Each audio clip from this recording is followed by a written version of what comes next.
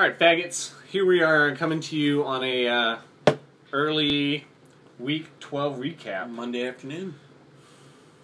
Monday night. Right, so we are going into really what is the end of our regular season, and as such, we have probably some of the most pivotal matchups and things happening going on in the league right now for a lot of people. Absolutely. 6 people are going to be disappointed after next week, and 6 people are going to be more excited. Interesting week it was, though, too. Interesting week it was indeed. We're going to go over real quick some of the interesting matchups from this last week, some of the must-wins that were lost, and some of the other ones that were kind of interesting. So, starting off right from the top, getting into it, it was my matchup against Max, and even though I was projected to beat Max by about 25 points, I think, from the get-go, it certainly did not turn out that way. Josh Gordon and Noshawn Moreno made short work of my team. And the rest of my team didn't really show up to play. I probably would have lost playing against a bunch of other people, pretty certainly. Demolished. So that goes on to keep with the 4-year tradition of Max winning the first matchup between him and I. And I'm sorry, me winning the first matchup between me and I. I mean, fuck, Jesus. I beat him the first time, and he beats me the second time every single fucking year. And that's been 4 years straight, by the way. Fun fact. Next team, we have Team IRS. William Gallardo. William Gallardo pulling out his second win of the season. He was looking to be the new Reeve, and then he pulls it out in a pivotal must-win for Reeve. Not necessarily, I suppose, a must-win. He certainly still has a good shot at the playoffs, better than myself. But definitely that increases my shot at the playoffs and decreases his shot at the playoffs. So William pulls out a win. He's going to go to 10-2. He wishes. 2-10. Pittsburgh Steelers against the Giants, New York Football Giants. Surprise. Hopkins coming back. Hopkins coming back real strong this time. He was looking much more like the Hopkins of the first 7 games. He slid, obviously, the last 4 straight, but he made a good comeback, and he really put John in the hole. And John's fantasy playoffs are quickly dying. He still has a shot, but I will elaborate on that later. So, James takes an awful game against Verg, who apparently is making a go at the playoffs. Go Verg! And James, interesting fact, he did this last week. He didn't put up much points last week. He did it again this week. Interesting for those playoff bound. It really is curious what James is going to do in the playoffs, but he almost certainly is still going to go. In fact, I'm pretty sure he's locked at this point, regardless.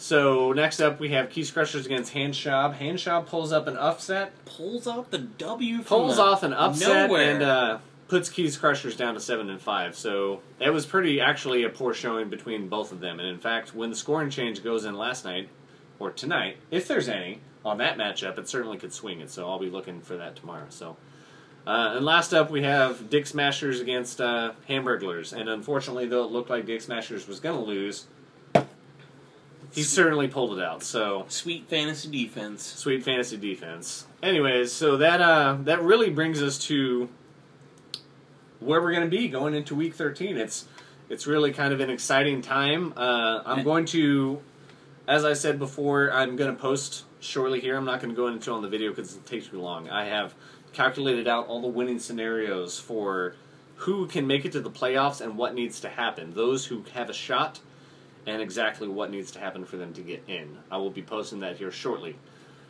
But to a point, it's a very interesting playoff picture going this last week.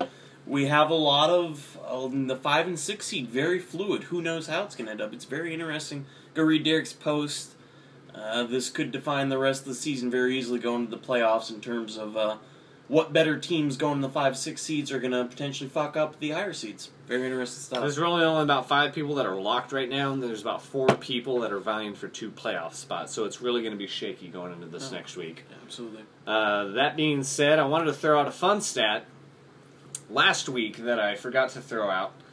I was calculating it up earlier last week after my poor win against Reeve. And what I determined was is that teams who score 250 points or more, out of all the times it's happened this season, 41 times teams have scored that many points, and out of those 41 times, only 6 of them have still lost. I have taken part in that club 2 times. I take credit for 2 of those losses. And certainly a couple of other people have had some very, very hearty 250-point plus losses, and that is just a really sad thing to have. So, going into it, that being said, you have a good shot at winning. If you ever score 250 or more, league says, statistics, you will win. Just wanted to throw that out there. So we're just going to really jump into next week. We're not going to go through the standings because I feel like my post is really going to break down what the playoff shots are. So we're going to dive really right into next week. And we're going to go into Kid's Pick 6, and we're going to let him break it down. We're going to break it down. All right, so we have 6-5 Derek Powell against 1-10 William Bilardo. William obviously pulled up a surprise upset last week. I don't think the momentum will continue. I will say this is an absolutely a must-win for Derek. If he loses this game, he better hope the other two people vying for the playoffs does. Must-win for Derek. I'm going to pick Derek. Next up, we have John Menelaus, New York Football Giants, with Max Bueller. 6-5, 7-4 in Max's favor. Max, I think, is going to take it pretty handily and crush John's playoff hopes. Max is assuredly at this point in the playoffs. Next up, we have James and Reeve. James at 8-3, sliding the game obviously this week, and Reeve at 6-5, sliding the game to surprise loss. This is the game to watch, fellas. This is the game to watch. I'm honestly going to take Reeve. James has made a poor showing, but this should be really interesting for those of you vying for the low playoff seed. That's the game to watch right there. Certainly is. Next one up is going to be Paul Hanshaw versus Eric Pittsburgh Feelers. Paul, of course, at this point is out of the playoffs. Eric is trying to cement his place in the higher seeds. I will go ahead and take Eric. I think he made a strong showing. I expect to continue. Yep. Next up, we have consolation prize pretty much this week. The Hamburglers 4-7 and Verg Sandwich 2-9. Now, of course, Verg will go to 3-9. Hamburg with 4-8. I am going to take Brad. He does have a decent team. He's just been fucked a lot of the season. I think Art's little winning streak will end. It will be quite humorous though if Art wins that, and him and Brad will end up at the same record at 4-8 at the end of that finishing up season. Strong. That would be something interesting. Art certainly is making a push for it. I wish I could say the same in his league for my team. If only it could be. If only it could be. And last is going to be myself against Keys Crushers, 8-3 myself, going to 9-3, and Dennis going to 7-5. Really, the only implication this has is for me, Max, and James. Dennis, of course, is battling out for the 4 or 5 seed, pretty much locked, though. I'm going to take myself over Dennis. My fantasy D is impeccable, and it will continue to see me through. But overall, we're looking at a very interesting, very fluid last week.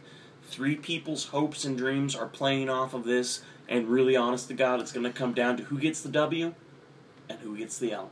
It really is. It really is. Well said. So that's going to wrap it up pretty much, guys. We're going to do just very basic, and then we can really just dive into the nitty-gritty next week when we really only have to worry about 6 teams that are going in. So we'll really break it down, talk some shit next week. But wanted to break it down for you. Check out the post I'm about to make if you're really curious. If you're one of those 4 teams, me, Dennis, John, and Reeve are the 4 teams vying for 2 spots. So if you're curious about your own team's shots and you want somebody else to break it down for you, I'm about to do that here in a post. So and check that out. And of course, just for the other end of that leaves myself, Max, Dennis, and Eric vying for the 1 and 2 seeds. 1 and 2 is pretty much locked in at this point. If you guys want to break it down, I might do that later in the week. Maybe we'll see. But maybe we should do a video about it. No, we're not. Anyways, so we'll see you guys all after this next week and going into the playoffs. Best of luck to everybody except for those who are already out. See you next year. Or those who are already locked in.